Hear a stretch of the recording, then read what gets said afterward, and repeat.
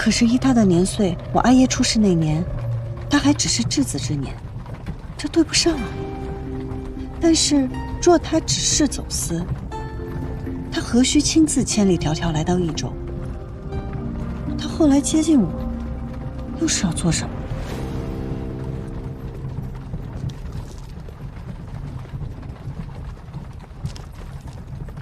不用急，这些事呢，交给我去查，交给我去管。夫人，可还有更要紧的事情？什么？杨家的妖魔鬼怪，可不好对付着呢。夫人，你要小心了。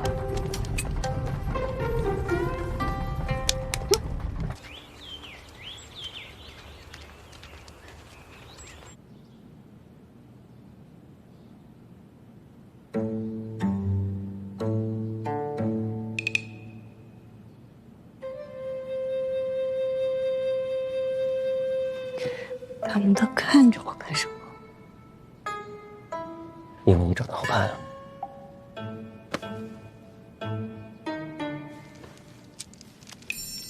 哎呀，这三郎，这是家宴，你当了这个督察之后，你这官威太大了啊！你连我们杨家家宴，女眷是不能上台面，这条老规矩你都忘了？这便是你与督察说话的态度吗？哎呦呵，这是家宴，不是你警官府，这就是你跟长辈说话的态度啊！杨敬林，你是忘了小时候我怎么揍你的了吧？不是，你说话吃饭就吃饭，你别拿筷子指着我，今天。啊，行了，一家人就不能和和气气的吃顿饭吗？啊，三郎的媳妇刚嫁过来，咱们家饭桌上也不缺这副碗筷嘛。最主要的是，让他借这个机会，认识认识宗亲长辈们。可别家的媳妇儿，也没这个礼数啊。再者讲，三郎的媳妇儿嫁过来也不光彩，也没资格登这老爷子堂。哟，夫人，你看这筷子是什么迂腐老木头做的呀？怎么轻轻一放就断了？没事吧？啊，我去换一双筷子。哎，三郎说他吃好了，阿公阿家各位叔伯，我们就先告退了。茵茵，你先坐下。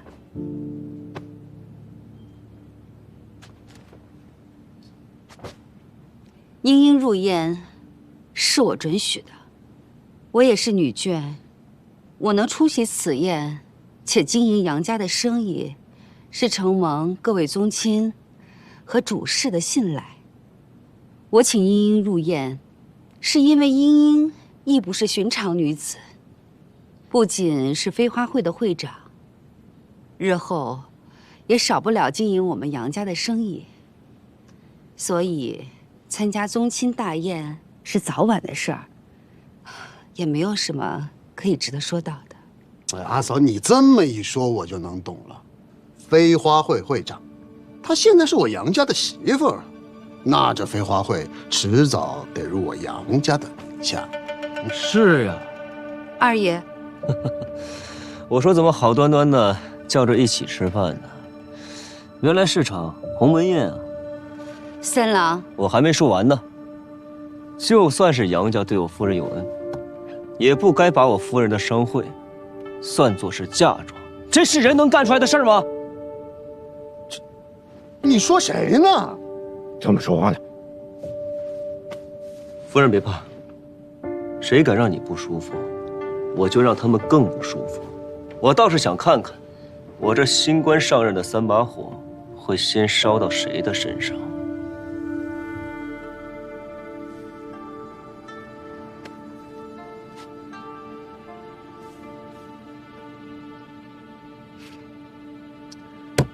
没意思，这菜一看就难吃。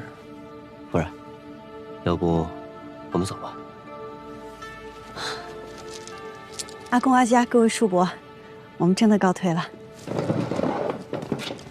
乌烟瘴气。你说什么？杨宁兰，大哥，你看他这什么态度呀？就让他说谁乌烟瘴气？这个饭吃的，确实是没什么意思。不吃了。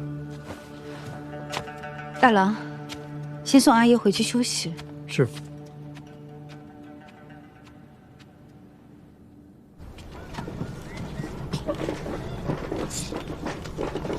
果然很难对付啊！竟然还惦记你的商会。阿佳若是想要我的飞花会，那他便会一早就与我谈条件。这只能说明他想要的更多，筹谋的更少。这位主母，他不是坏人，但眼里只有生意。说起来，他比这所有姓杨的都更像杨家人，所以他才能当这个长氏夫人。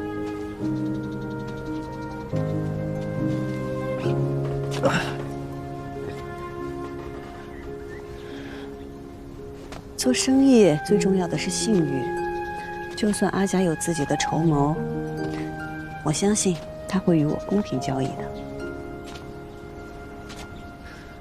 可是这杨家是个大家族啊，哎，在家族里生存和做生意是一样的。一开始就给出最差的态度，这往后你稍有退步，他们就会觉得你体谅懂事。一开始你就给出最好的态度，稍有不慎，他们就会觉得你离经叛道，忘恩负义。你以前是不是吃过很多苦？有些教训只有摔了跤才能学会的。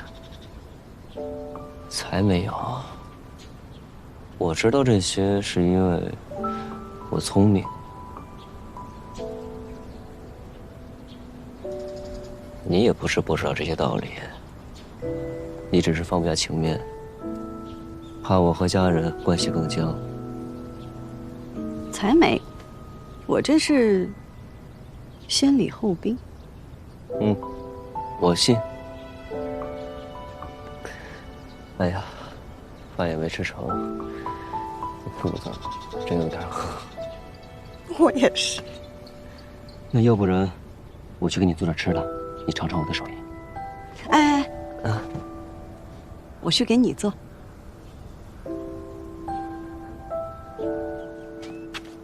夫人，三郎现在好不容易回来了，也和喜欢的女人成了家，你能不能放过他们？别再折腾了。老爷是担心我害三郎？你不是害，是利用。你为什么让三郎的媳妇儿参加宗亲大宴呢？在饭桌上，你为什么要提那个飞花会啊？你敢说你不是想借助季莹莹的勇和三郎的职位来整治那帮宗亲吗？茵茵嫁到杨家，并没有白久。今天宗亲们都在，顺便认识一下，不为过。茵茵秀外慧中，她的才华老爷不知道，但日后你会知晓的。别人不知道，三郎抢了二郎的钱，但既然嫁到我杨家，我还是希望他们能够好好的过日子。我一心想的都是杨家，问心无愧。你对杨家好，不容置疑。但是，你有没有想过，这要败了会怎么样？你看大郎，至今都不愿意再娶，这还不吸取点教训吗？三郎跟大郎不一样，茵茵跟玉娘也不一样。这两个相爱的人能不能在一起，不在于外面的阻力，而在于他们自己。两个人都相爱了，他们之间还会有什么阻力？相爱跟成婚那是两回事儿。相爱的人未必能够在一起，但像我跟老爷这样门当户对、相敬如宾，也许会相守一生。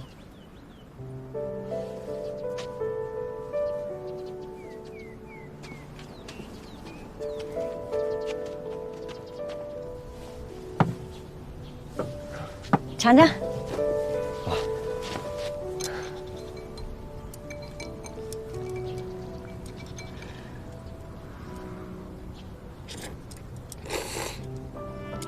怎么样？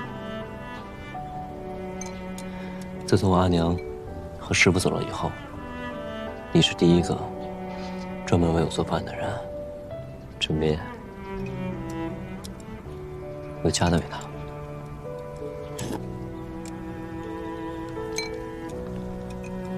你要是喜欢，我经常给你做。不用，以后我做给你吃。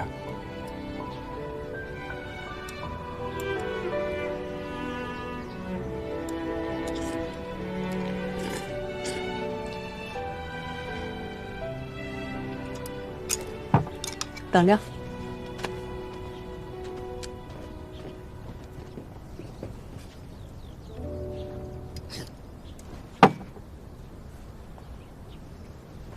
是不是想喝酒啦？你怎么知道的？你不能喝，但你可以看着我喝。行，看着你喝。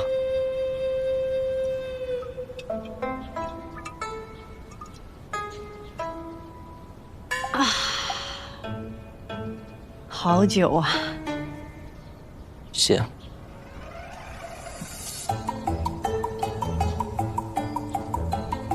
真香。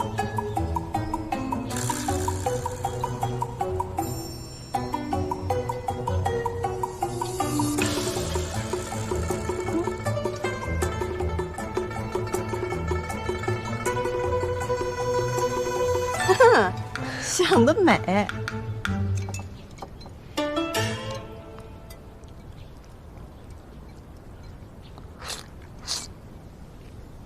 杨金兰，江湖上是不是特别自在，特别快乐？嗯。你是不是特别不喜欢这里？嗯。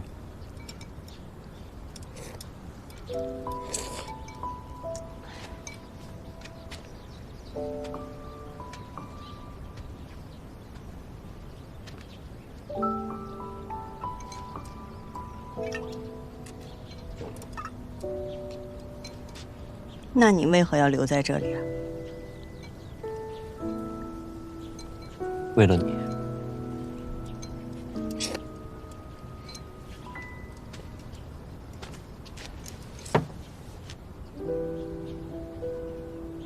凭什么呀？就因为我是你盟友？金阳，你觉得我们两个只是盟友吗？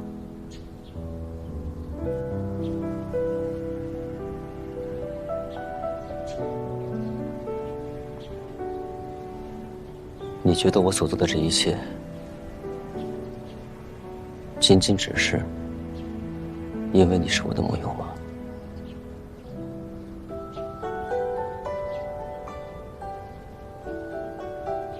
我不知道。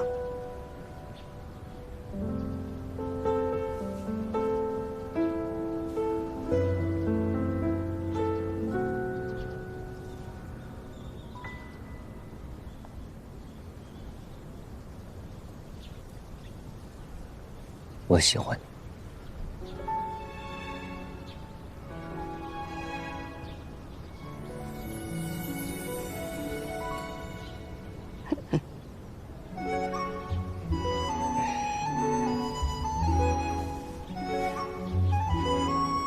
那你呢？啊？那你呢？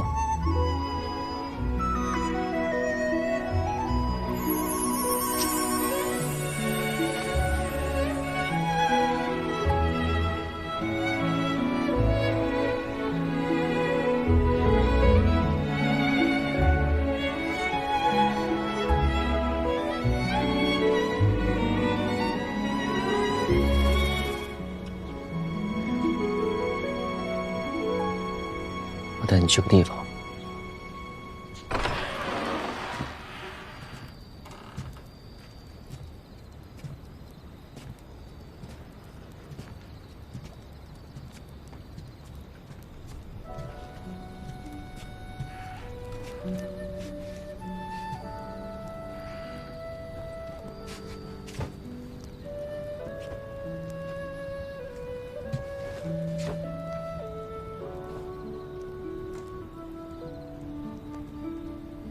我成婚了，我有家了。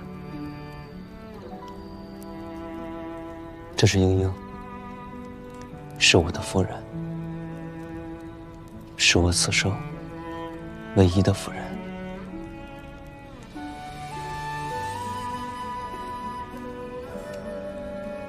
阿佳，我叫季英英，是您的儿媳。我知道三郎之前吃过很多苦，从今往后，我定让他珍重身体，日日开心。您在天之灵，便放心吧。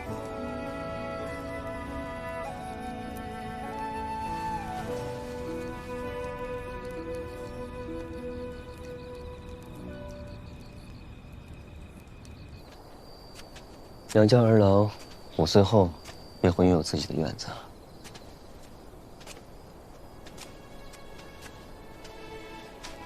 但是我每天还是会跑这里来，这是我在外唯一会想念的地方。这是鸟笼吗？是啊，这么大。我阿娘喜欢鸟雀，喜欢看着这些鸟雀在笼子里叽叽喳喳，蹦蹦跳跳。我阿爷便天南海北的搜罗来各样的品种，还给他特制了这样一只大鸟笼，来哄他开心。我阿娘很爱我阿爷，但在杨家规矩的约束下，她变得行事谨慎小心，生怕给我阿爷带来麻烦。渐渐的，便失去了自由，失去了自我，就像这笼中的鸟儿一样，被困在了这个院子里。直到我阿娘去世的前一天，她叫我把这笼子打开，把里面的鸟雀全都放了出来。她对我说，要还给他们本该拥有的自由。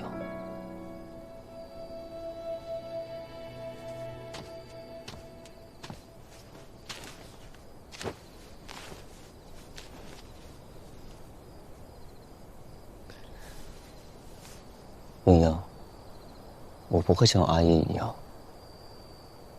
我想让你继续做自己。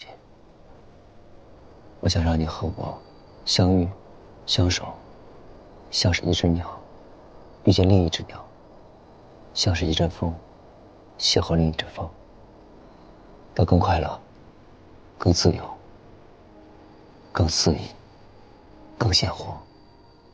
可是你在我心里不是一只鸟，也不是一阵风，是月亮。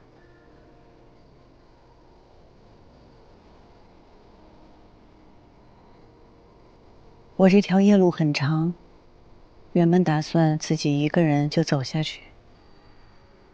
可是不知从何时起，只要我一抬头，就能看到月亮。风霜雨雪，阴晴圆缺，他总是陪着我。他与我说过，要给我托底，从未食言。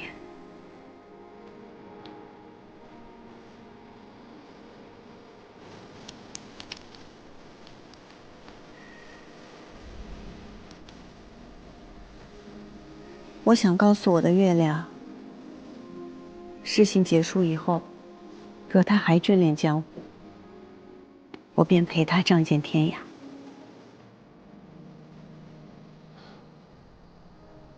这千岁可是我不是太去婉君夫人那条。是啊。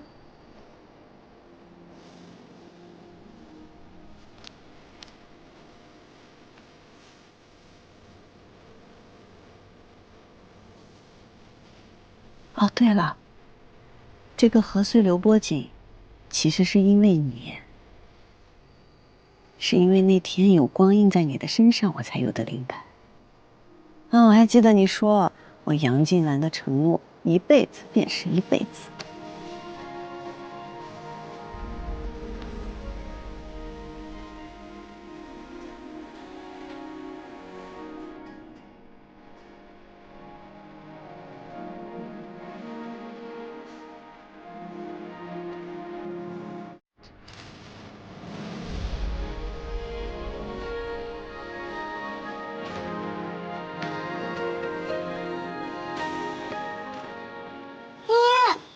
哎，会长，这成亲之后第一次见你，这杨家办事仓促，爷都没闹上洞房。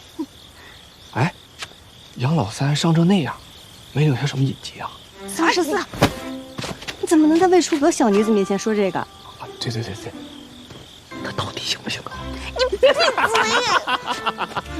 嘴！行了，别闹了，我今日来是说正事的。平儿，你把大家都喊过来。好。再跟我笑，你再跟我笑，你讲，我意思。规矩，入袖未干，你懂得什么是规矩？什么风把二叔吹来飞花会了？杨家的风。三郎媳妇儿，这飞花会在你的名下不是？你又加入了杨家，那么从今日开始，飞花会就并入杨家了。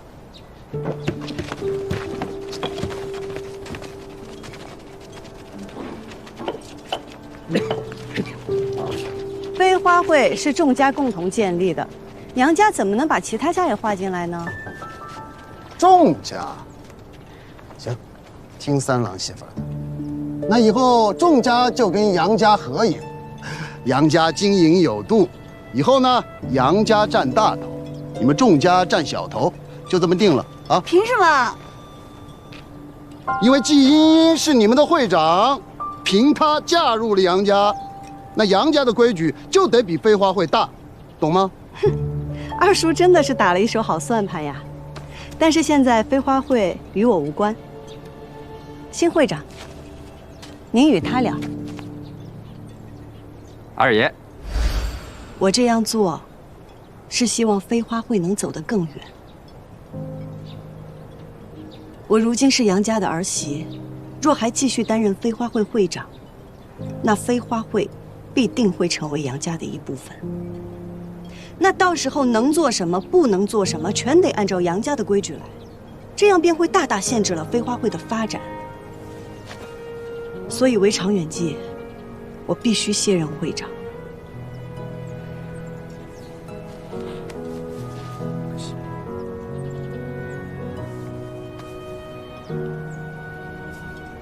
爷爷的顾虑是对的，就如同今日，你们也不想飞花会日后处处受到杨家人的辖制吧？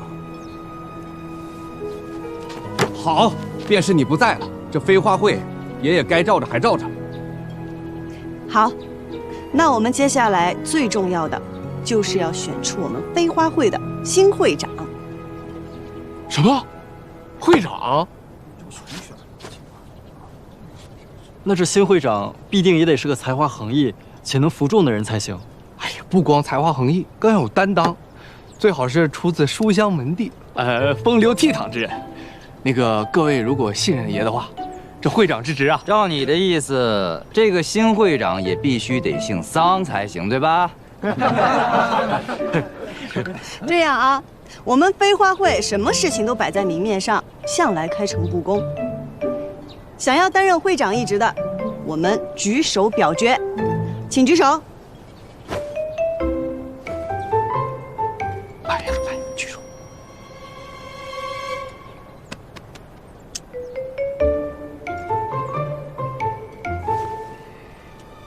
好，同意我阿兄担任会长的，请举手。同意陈三郎担任会长的，请举手。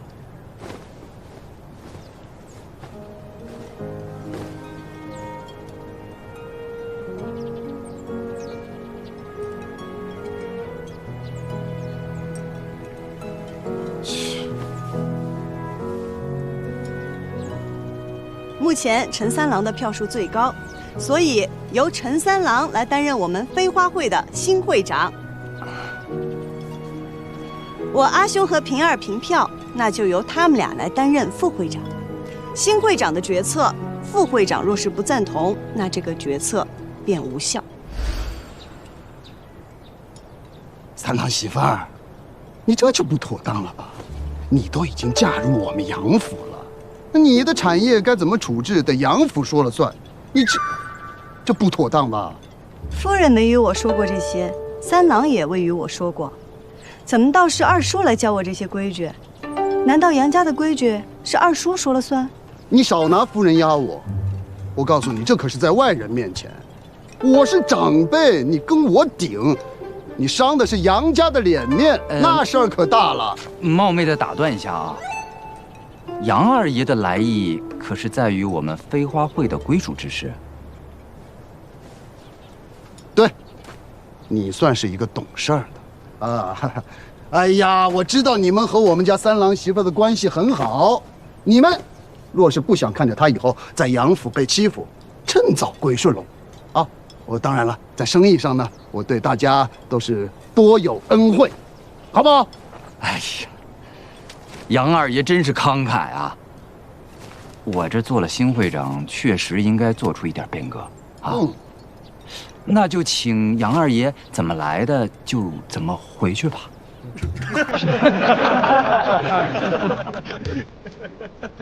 你再说一遍。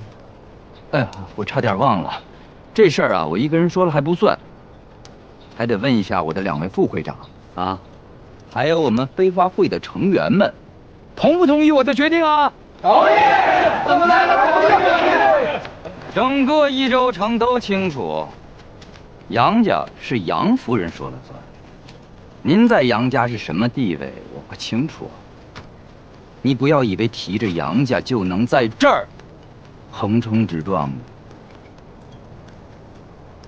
今日我们初次相见，您来飞花会闹事儿，我不打您啊，不打您。再大放厥词，我就让你见识一下浣花溪旁儿郎们的厉害。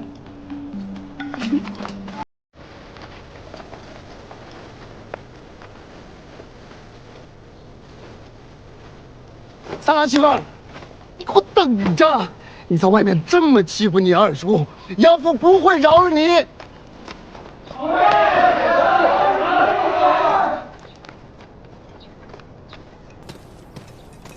会长，我这个新会长行吗？你得相信自己能行。从今往后，飞花会的会长只有陈三郎，没有季英英。你我都是飞花会走出去的，你是扛着会旗的，我只是带头打架的。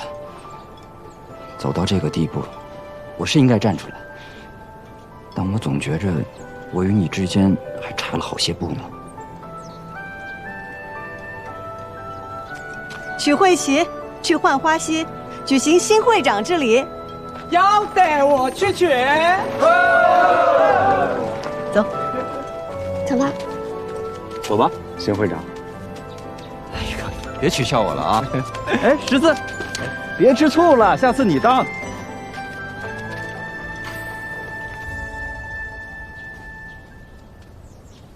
嚯，写什么呢？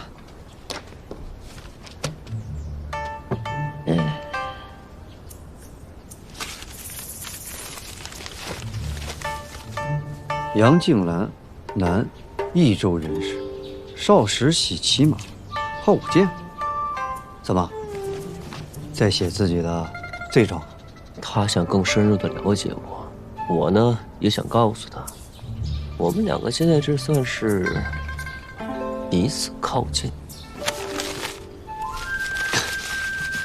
你们这都已经成婚了，还想怎么靠近？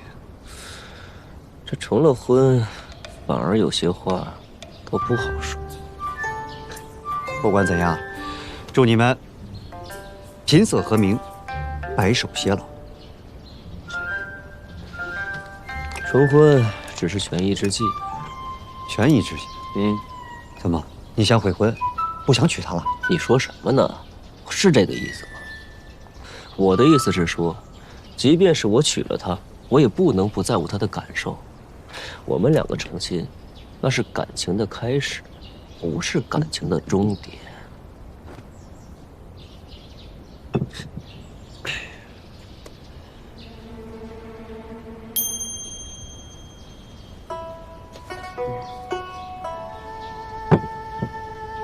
怎么，不喝了？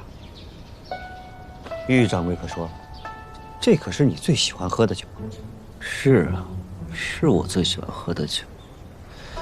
但我夫人也说了，她不让我喝。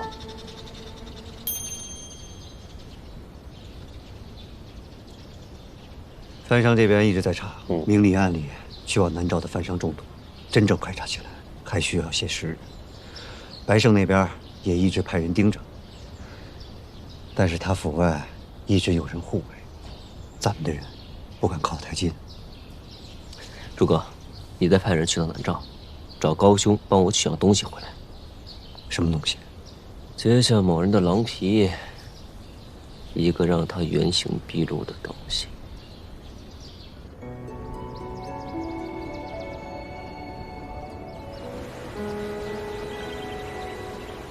亲来了！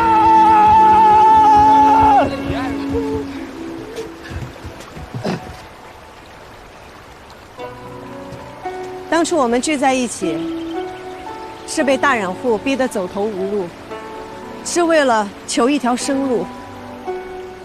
后来我们有了生路，飞花会越做越好，让所有的小染户都有了成功的路子。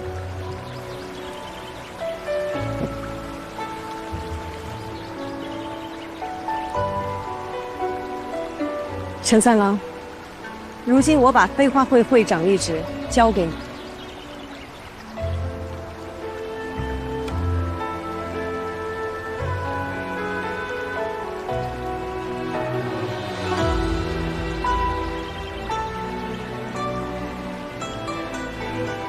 我问您，你可曾记得我们当初成立飞花会时的誓言？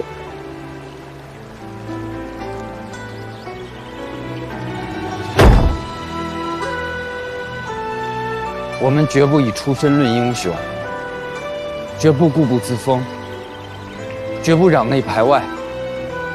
我们携手并进，扬名一州。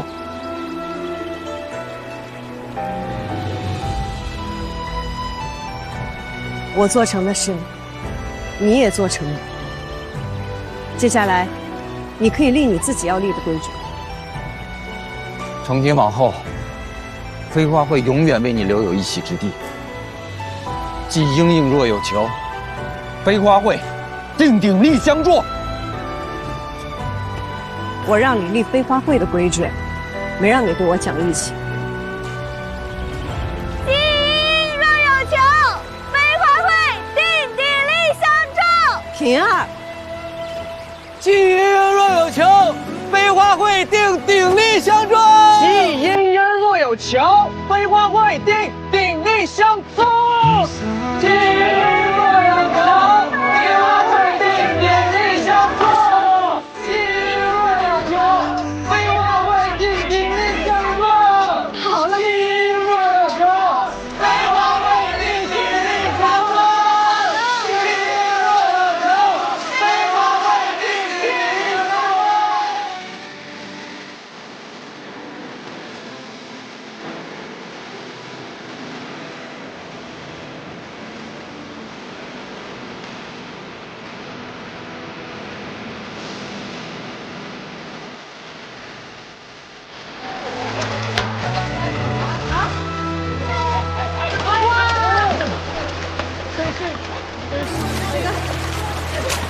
哎，这不是白郎君吗？好久不见啊！你怎么来了？我是来找季娘子。找季娘子？怎么了？你跟我说就行。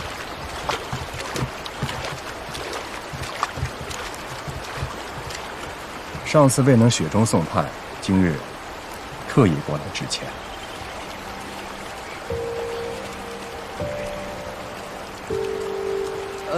这样，你稍等一下吧。会长，不是钱会长，我觉得有问题。咱们出事的时候他都没来，我觉得你还是小心点好。我知道，你们先回去吧。啊，我倒要听听白郎君想说什么。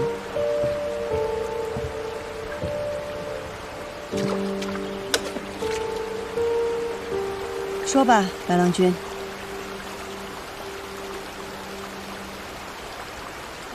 哎，若是再来一次的话，白某或许还是会说那样的话。让我为奴？让你为奴？季娘子是不是误会了？白某从来就没有这个意思。果然，今日白郎君不是来道歉的。那白某呢，只不过是一介商人，这在商言商，白某怎么会跟这么好的生意伙伴撕破脸皮？再说了，在益州的锦业里，白某绕不过季娘子，季娘子也绕不过白某，那你我之间为何不握手言和呢？盛丰泽，白胜，他们会是同一个人吗？不无可能啊。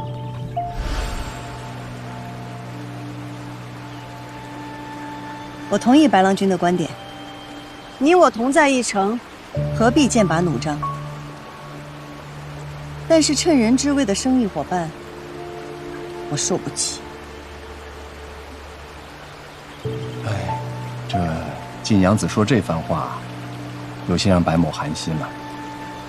白某只不过是开了一个价钱，季娘子没有同意罢了，何来乘人之危啊？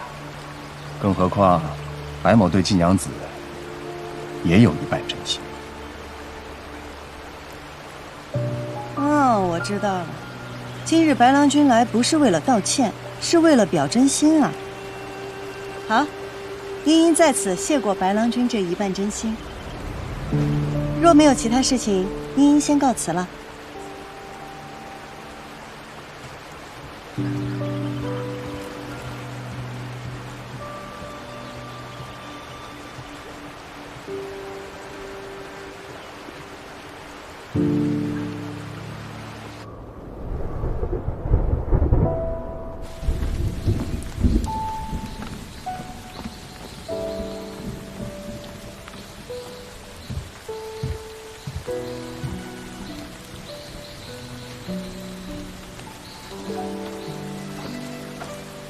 季娘子，下雨了，不如白某送你回去啊。这样的小雨，也不算什么，多谢白郎君。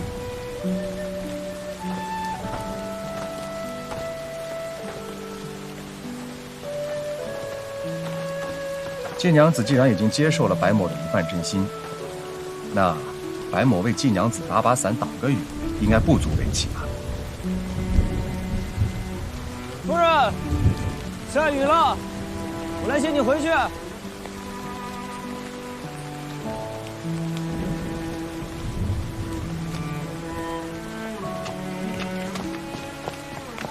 我夫君来接我回家了，多谢白郎君。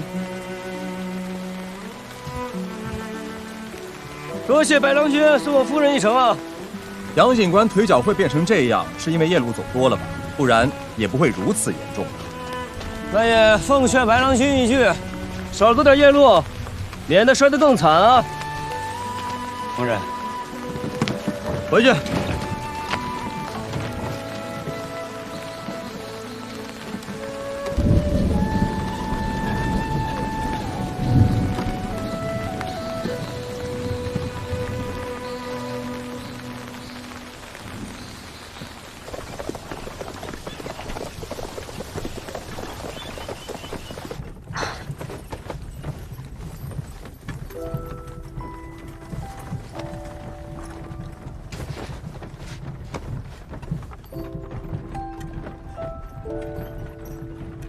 白胜很危险，你不该独自来见他，更不该再接近他。我心里有数。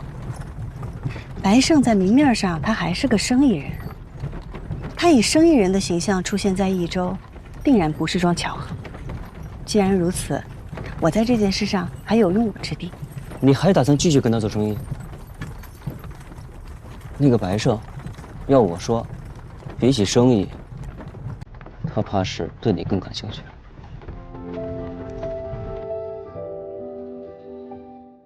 我迎面风过，跌进尘埃，却在。